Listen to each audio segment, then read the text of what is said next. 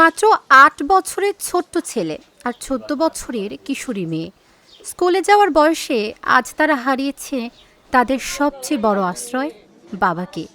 বাবা হারিয়ে দুই শিশুর আর্তনাদ আর পরিবারের আহাজারি এলাকার পরিবেশ ভারী করে তুলেছে। আমি ক্লাস 9-এ পড়ি। আমার নাম সিনহা। আমার বাবা আমার খরচ চালাইতো, এখন আমার পড়াশোনার খরচ চালানোর মতো কেউ নেই। এখন আমি সরকারের কাছে আবেদন করছি, আমার বাবা নির্ভরভাবে হত্যা করছে, ফাঁসি চাই। এখন আমার পড়াশোনার খরচ যেন সরকার এবং অন্যান্য মানুষেরা দেখে। রংপুরের মিঠাপুকুর উপজেলার উঁচাবালুয়া এলাকায় গভীর রাতে বাসা থেকে ডেকে নিয়ে গলা কেটে হত্যা করা হয়েছে সাইদ নামের এক যুবককে। পরিবারের দাবি, সাইদকে হত্যার পেছনে টাকার লেনদেন ও পূর্ব পরিকল্পনার বিষয় থাকতে পারে। তাদের অভিযোগ, ঘটনার দিন সন্ধ্যায় সাইদের সবুজ নামের এক বন্ধু তাকে বাড়ি থেকে ডেকে নিয়ে যায়। এরপর থেকে তিনি নিখোঁজ হন। পরদিন সকালে উপজেলার একটি আমবাগান থেকে তার লাশ উদ্ধার করে পুলিশ। আমার স্বামী একজন ভালো মানুষ ছিল, বাজারে দুধ বিক্রি করছিল।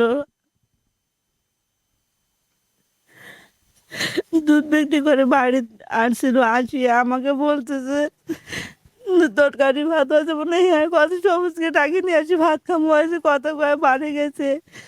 আর আমার স্বামী পরের দিন ফিরে লাস্ট আমি বাড়ি ফিরেছে, আমি আর কিছু বলতে পারতেছি না। আর না পুলিশ থেকে কোনো ইয়াও নেই নাই। কিভাবে আমার হলো সংসার বাচ্চা দুটাকে দেখবে, একেবারে কলম চালাবে কে? আমার স্বামী থাকতে তো অত আমি কিছুই বলতে পারবো না ভাই। ঘটনার ১০ দিন পেরিয়ে গেলেও তদন্তে দৃশ্যমান কোনো অগ্রগতি নেই। পুলিশ এখন পর্যন্ত কাউকে আটক বা গ্রেফতার করতে পারেনি। সাইদকে হত্যার পেছনে যারা জড়িত তাদের দ্রুত গ্রেফতার করে দৃষ্টান্তমূলক শাস্তির দাবি জানিয়েছে ভুক্তভোগী পরিবার।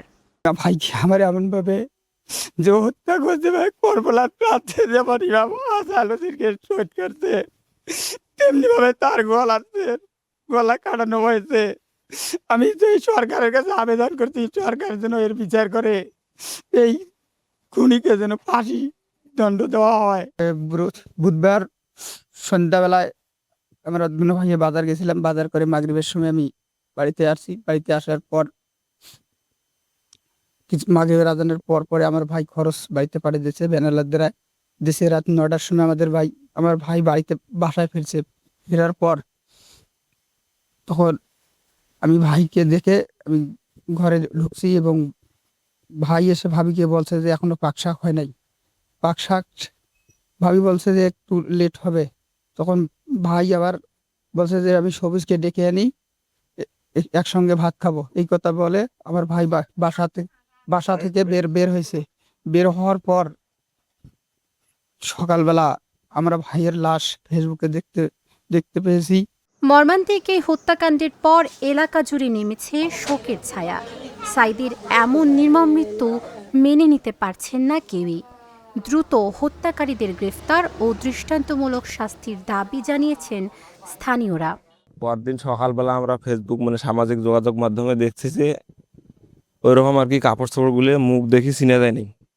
পরবর্তীতে ওইখানে গেছিলাম, দেখতে পাইনি। ঘরে মিঠে পুকুরে দেওয়া শুনি, দেখি ভালোভাবে যে আমার বড় ভাই তিনি আর কি। আমরা এই হত্যাকাণ্ডের ফাঁসি চাই, সবুজের সাথে যারা জড়িত ছিল তাদেরও আমরা বিচার চাই। হয় ওর কিন্তু অনেক ব্যবহার ভালো, কোনোদিন কারোর সাথে কোনো কথা কাটাকাটি বা ঝগড়াঝাটি কিছুই ছিল না। তোর কোনো গ্রামে যে কোনো দোষ ছিল সেটাও না, কিন্তু কারোর সাথে কোনো ঝগড়াঝাটি কিছু নয়।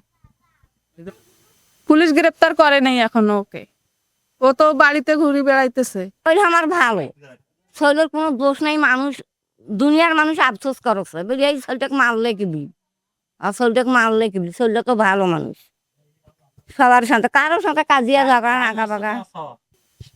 আমার শৈলক মারতো, ওকে মারি ফেলো, আর কি চাইবি? ওয়াই অক নিয়ে গেল, কিভাবে নিয়ে যা মারির সবুজ তার বিচার চাই, অথবা ফাঁসি চাই তার। এইটাই আমি এতটুকু, এর বেশি কিছু জানো ছেলে। ছেলে ভালো আছিল, কোনো দোষ দাসী কিছু আছিল না, অথচ গ্রামের লোকও কেউ আবার বেড়েছে ছেলেটার দোষ আছে।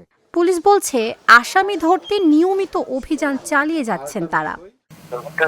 আসামিদের ধরার জন্য বিভিন্ন জায়গায় রেড দেওয়া হচ্ছে। তো আসলে তদন্ত দিন আছে, তো ভিডিও এটা আবু সাইদের ফাঁস হওয়াতে ওখানে একদিন সেখানে ভিডিও করে আবু সাইদের নাম বলাতেই আসলে সমস্যা হয়ে গেছে।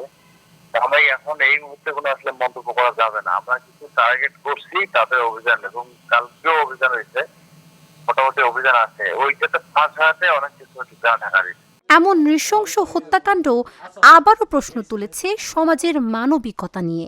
ছোট্ট দুইটি সন্তানের চোখের পানি আর স্বজনদের আহাজারি যেন বারবার মনে করিয়ে দিচ্ছে এই হত্যার সুষ্ঠু বিচারই এখন তাদের একমাত্র চাওয়া। Dhaka journal, news desk.